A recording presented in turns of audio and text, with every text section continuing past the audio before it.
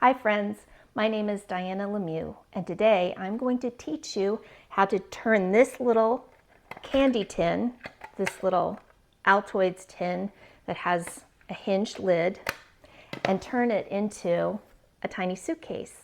These are really fun. You can use them to store easily lost doll treasures like doll jewelry or earrings or tiny Barbie shoes, whatever.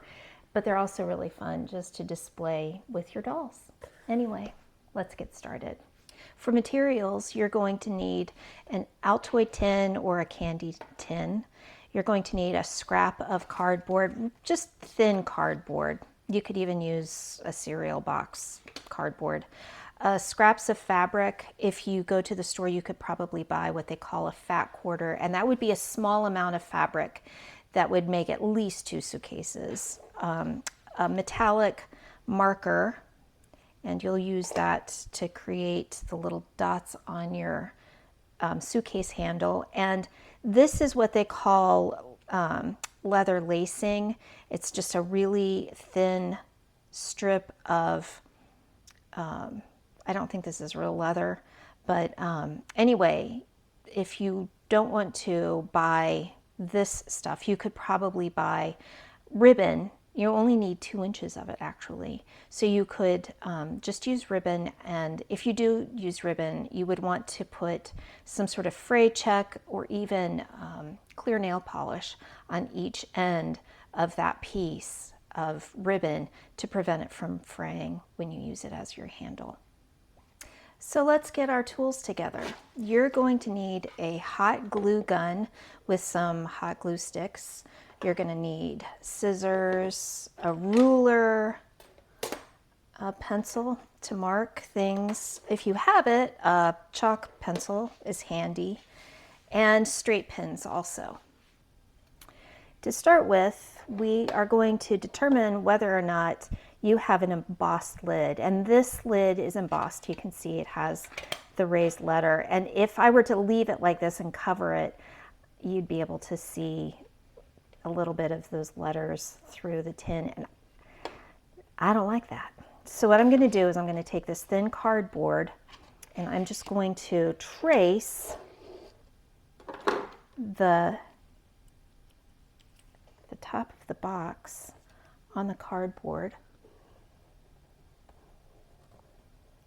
You want to get it as close to exactly the shape and size of your tin, just like that. And then I'm going to cut it out using my scissors.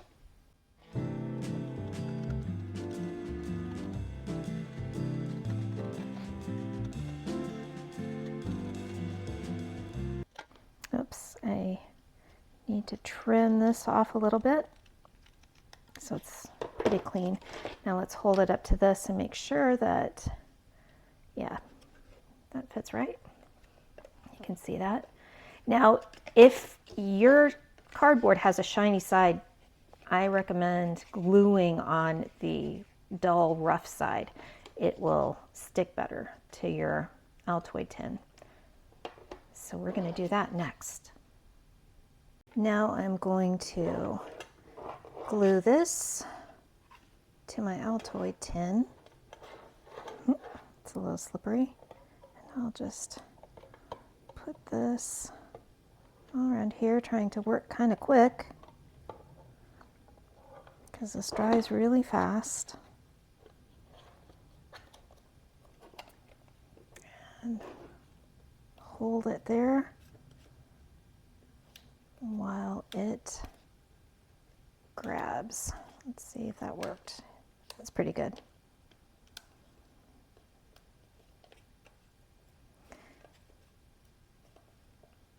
And that's pretty much what it'll look like.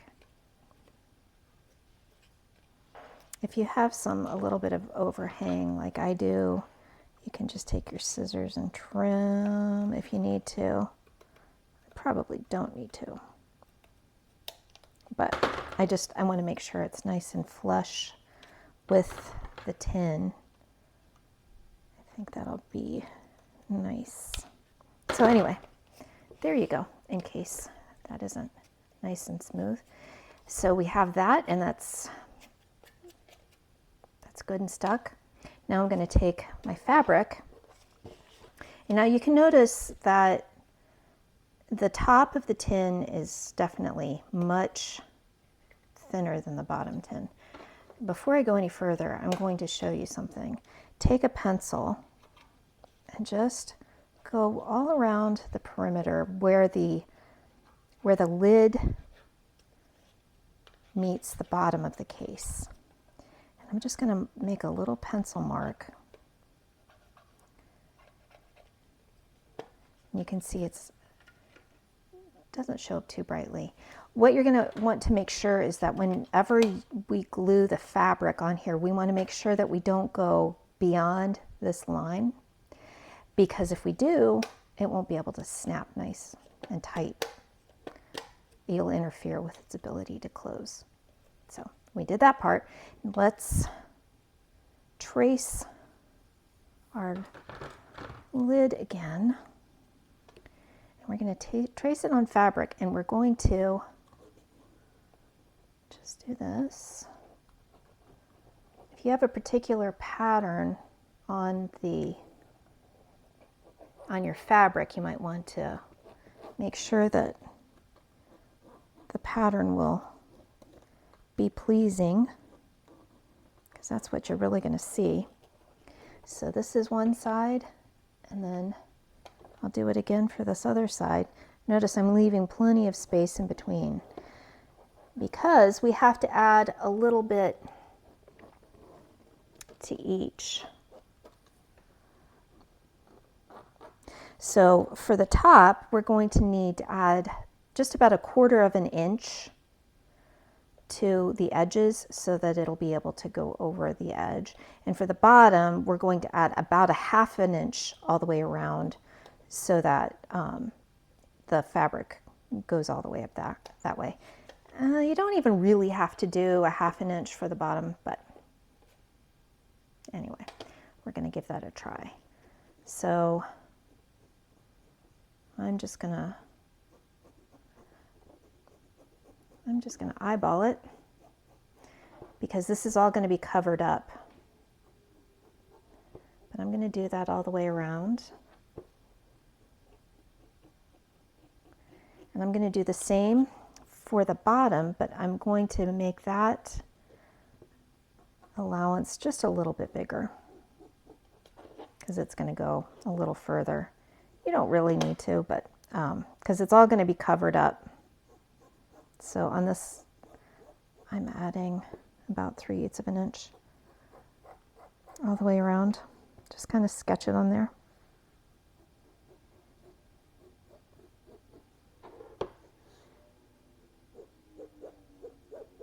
You can use your ruler to make sure that you're doing it exactly. And then we're going to cut this out along that extra line that we drew for ourselves. This does not have to be perfect by any stretch. And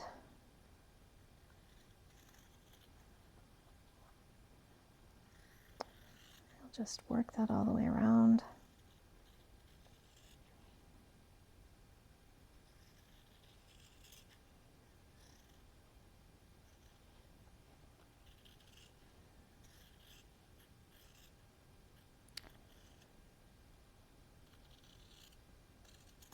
There we go. And then we do this. It's going to be the top piece.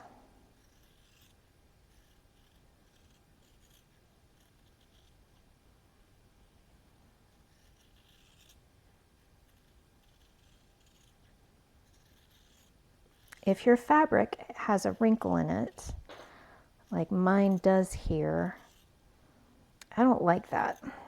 So what I'm going to do, maybe I should have done it before, is I'm going to take it over to the ironing board, and I'm just going to iron this little crease out. I'll be right back. Well, I pressed my pieces, and so you can see I'm going to cover this top with this first piece, and I like doing it this way. I line up that first pencil line that I drew, and what I'm going to do is I'm going to take just a small amount of glue, just kind of run a little bead just along this part of the edge and just tap it down. Just that's tacking it in place. Now I'm going to move over to the opposite side, and I'm going to do the same thing. I'm not worried about the corners yet. Just a little right there. I'm going to tap it down. Now I'm going to do the long sides.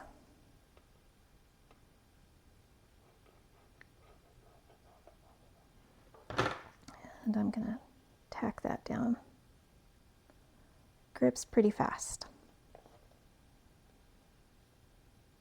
You can see that dried really fast. And let me just show you what you can do.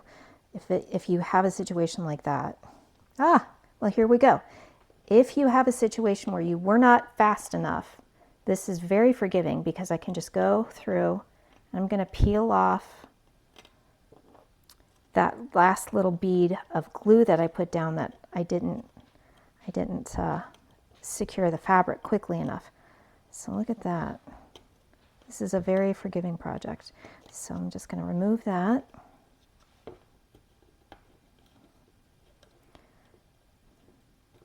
Close enough for government work. And I'm going to give it another try.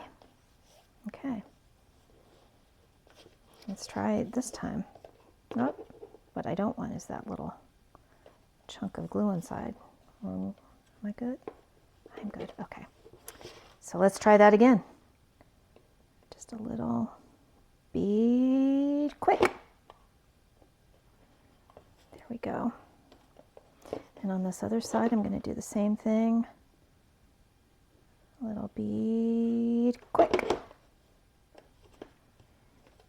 And then I'm going to get in the corners here. Little bead, and I'm going to work that down.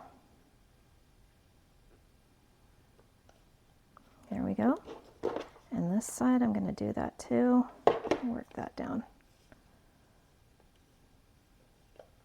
I think I pulled my fabric a little bit too tight, and so it's kind of stretched a little bit further than I like it to look. So what I might do is, how's that looking? I think that looks okay. So what I might do is any of these little bits I'll trim down with, I have a small pair of scissors. Sometimes when you pull fabric a little bit, it stretches. So take that into account. Maybe learn from my mistake here and trim your fabric, anything that overhangs too much. We're going to cover this with a band of fabric, but I don't like it looking sloppy like that. So I'm going to just trim any little bit that's too far over before I get onto my next piece of fabric. We learn as we do, right? We learn as we do. So there we go. All right. So don't worry about this. This is going to be covered. And now I'm going to do the same for this bottom. I'm going to line it up so it's kind of equal. And I'm going to put a little glue, quick. Ooh, there we go. Well, that felt nice, didn't it? Okay, I got a little bit cattywampus there. Yeah, this is going to work out. Nobody will know how sloppy I did this. And do that again. And we're going to go around and do the same over here.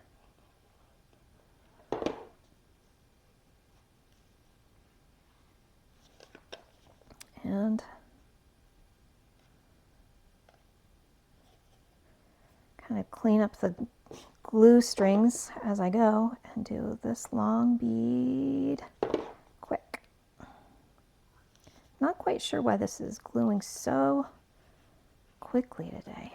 Okay, and just like the top, tack it. There, that's a nice looking corner. And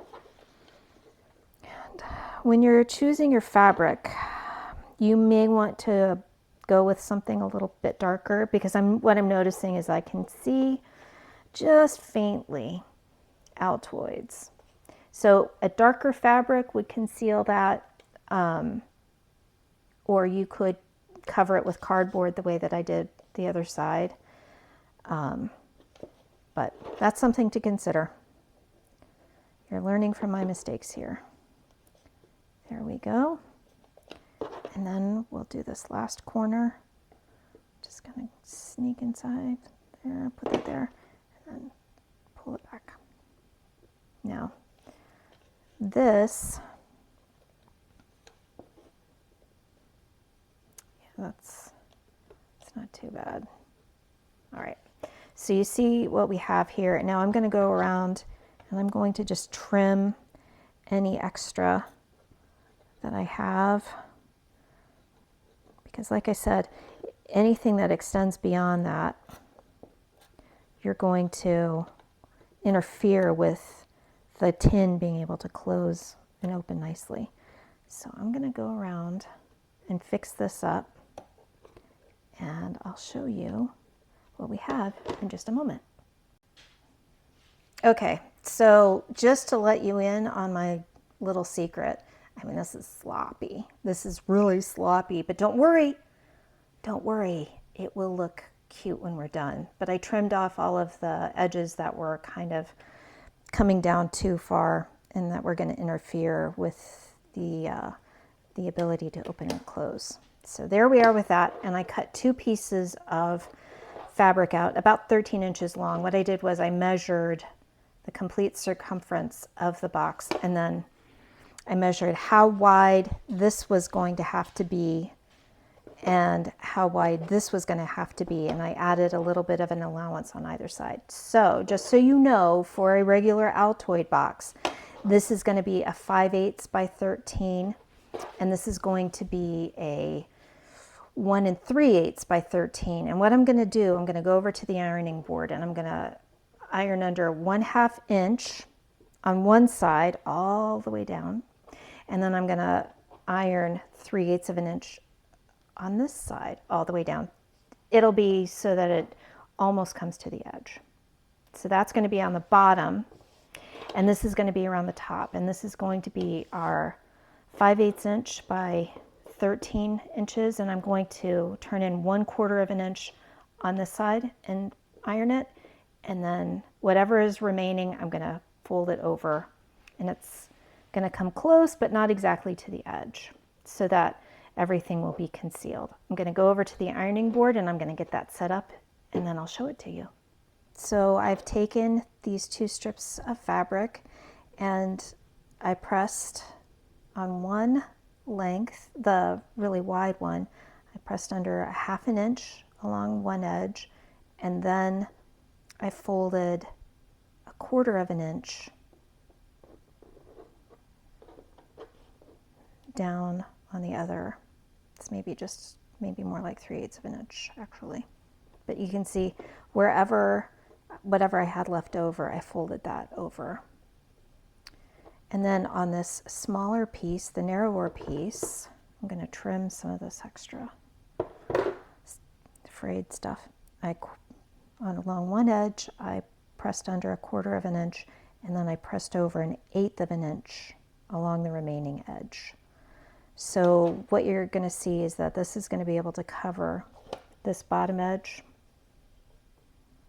like that, and then this is going to be able to cover the top edge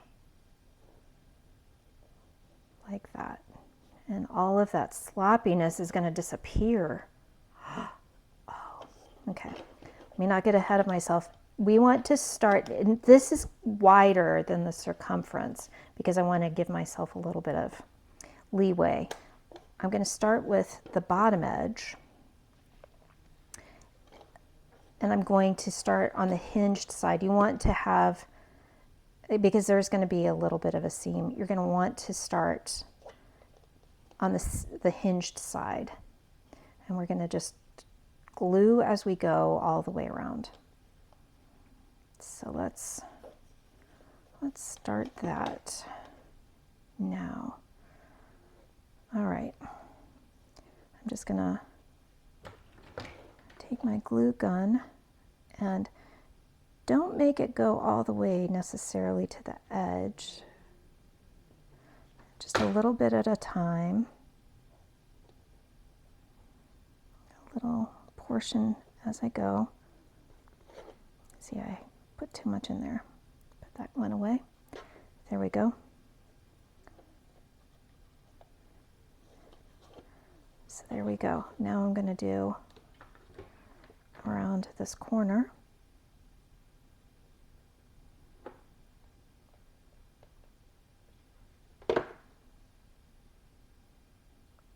And go.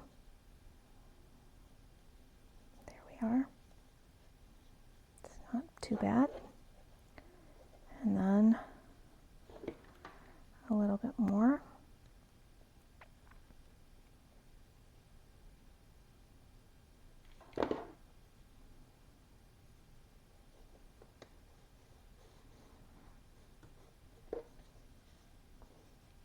There we go. And now a little more. I'm only working about 1.25 inches at a time because that allows me to control what I'm doing.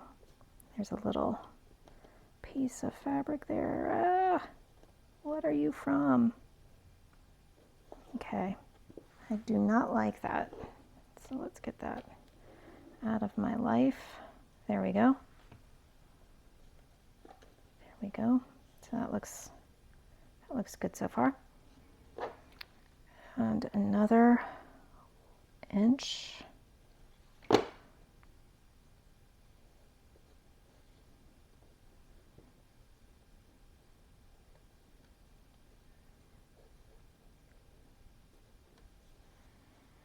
Okay.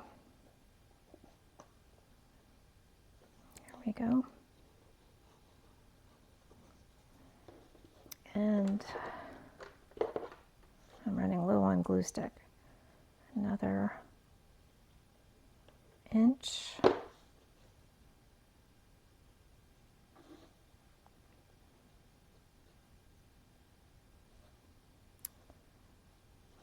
we go.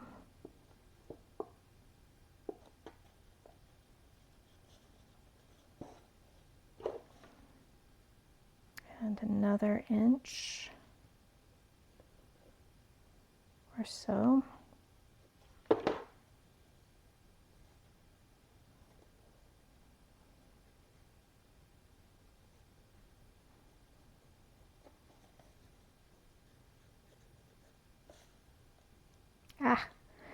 When this is fully dry, I'm going to go back and cut off any, like I have this little tiny bit of glue right there. And then I'm going to go around this last corner.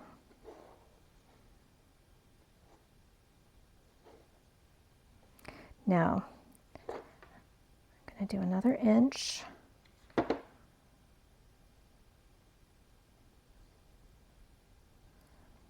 Okay, now I'm going to make note of this. If you want to mark it with, you know, your chalk pencil or whatever, just because you're going to want to trim it, and then you're going to cut both edges, or glue down both edges flat. So I'm going to peel that up and peel this other, because I didn't seal it really. And I'm going to just put glue in here, glue over here. This is the last little fiddly bit. And we're going to just get it to stick. And again, I will, but there you have an idea. That's how that looks all the way around. And I have a little pair of sharp scissors. You can use your big ones too, but there we go. Just trim off any extra little pieces that are not cooperating. I'm going to go get more glue stick in here, and then I'm going to repeat the whole process for this top piece. That's going to go all the way around, just like that one. I'll be right back. Okay, now I'm back and I have a fresh hot glue stick. So I'm just going to do the same thing all over again. I'm just gonna glue a small amount at a time. I think this narrower, the narrower section is definitely more challenging. So I suggest you do start with the wider part first. That way you can kind of practice a little bit, because I think this is the most challenging part of the whole project. Oops. So just to work a little at a time. And oops.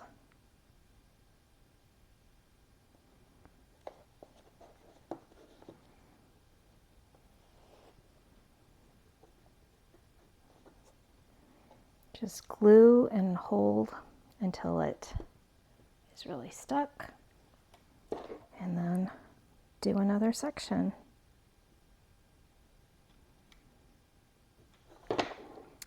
Working slowly, I think, is probably the best thing that you can do. There's no need to rush.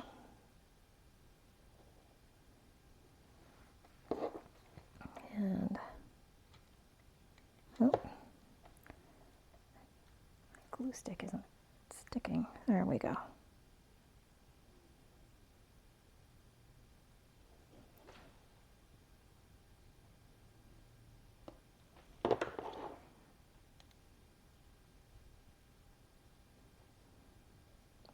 Go.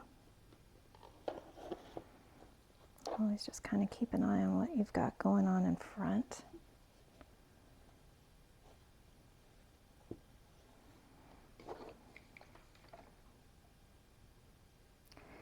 Oh. And I really do like this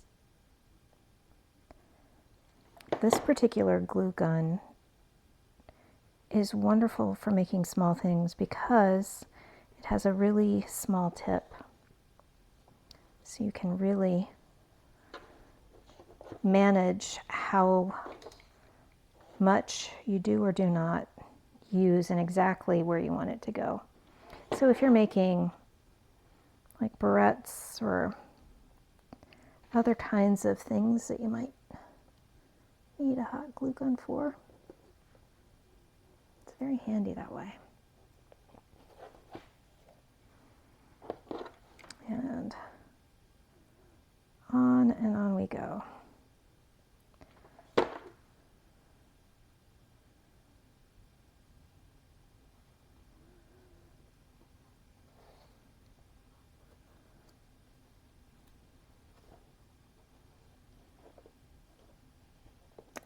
And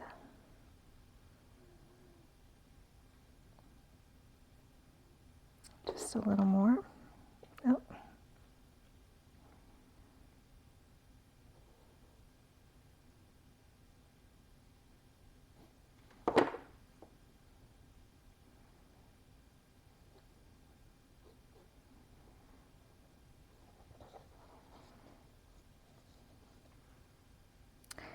And there's where we get to the very last bit.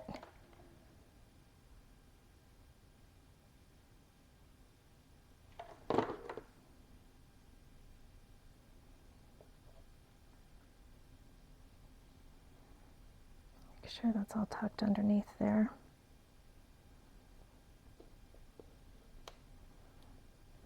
Hold it down. Okay. I'm going to make note of where that is, where it butts up against the other piece. And I'm just going to trim that.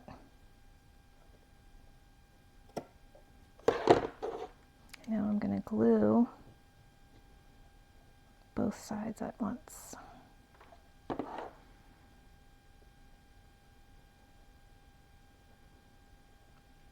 There we go. All right. So there we have it. It still opens and closes. That's what we wanted. All right. Now we have that, and I'm going to turn off my glue gun and get us ready to make the handle. Okay, friends, I just realized I recorded that last explanation on how to put the handle on without any sound. So let me do this again. What I'm going to do is cut a piece of this leather lacing 2 inches long, and I'm going to make a little dot on either end with a metallic marker. I use this one. I think a metallic Sharpie would also work. If you are using ribbon instead of this lacing, I would cut your 2-inch ribbon and I would put some fray check or clear nail polish on either end. And I would test the marker on a scrap of ribbon before using it on your handle, just to see if it bleeds or whatever, because if it does, maybe you don't want to put that on your suitcase handle. Anyway, to find out where this handle is going to go, I found the center, and then I measured 3/4 of an inch on either side, and as you can see, that pretty much lines up with the edge of each of these projections that that are actually on the suitcase already. So those can be your guide. I'm letting you know because if you are trying a suitcase out of a different kind of a tin that maybe doesn't have those, that gives you an idea. So just find center and then measure about 3/4 of an inch on either side, and that shows you where you're going to glue. And so what I did was I took my strapping and I laid one edge and I glued just about 1/4 of an inch and let it dry. And then on the other side, I lined it up, as you can see with the edge, and I put some glue down and I let it dry over there. And then that extra little bit made a handle. And then when that's all dry, you pull out your pins if you needed them, and you have a nice little handle. And there you go. There you have it. You've made a suitcase. I'm sure that you guys can make a better suitcase than what I've done here. I think the more you do something, the better you get at it.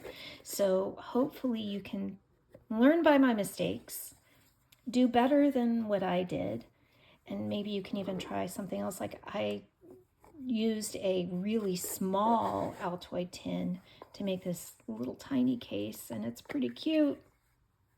It's pretty adorable. I don't know, guys. I think it's pretty adorable. The only difference is the top edge. It's just both top and bottom are 1/4 of an inch wide. So that's how big you made your strip to go all the way around the edge. But it's super easy. It's super satisfying and fun. And honestly, you guys, I don't know. I just think that's super adorable. I'd love to see what you guys come up with. I hope you give it a try. And if nothing else, I hope it inspires you to make some things. All right. Thanks so much. Bye-bye.